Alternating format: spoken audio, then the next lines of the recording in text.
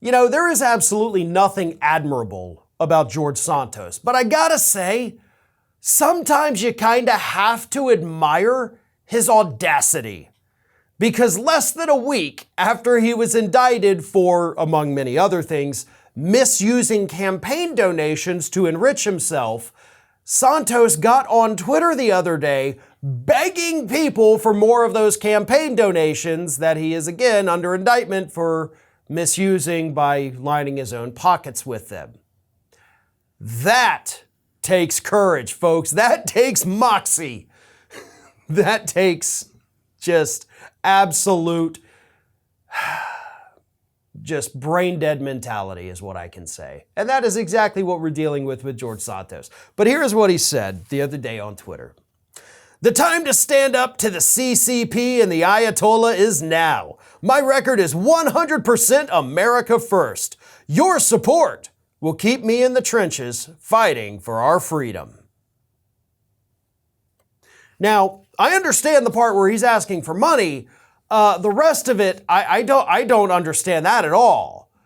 Like, you're not in the trenches, George. Please do not ever compare yourself, to the men and women who are actually serving in our armed forces.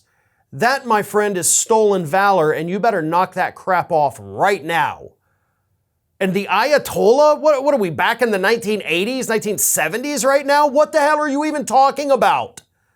You have no idea what you're talking about. You just wanted to throw in some scary buzzwords.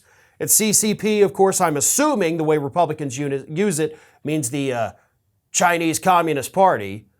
But you're not doing anything to fight any of these things. You're begging for money, I don't know, maybe because you need a new wardrobe, maybe because you need some new sweater vests, maybe you want a fancy new shirt. I don't know exactly what you're going to do with this money, but we do know, based on your first quarter financials, that you are pretty much out of money.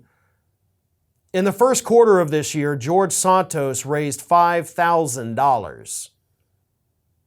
$5,000 is how much George Santos raised in the first quarter before he was indicted for, of course, misusing campaign funds.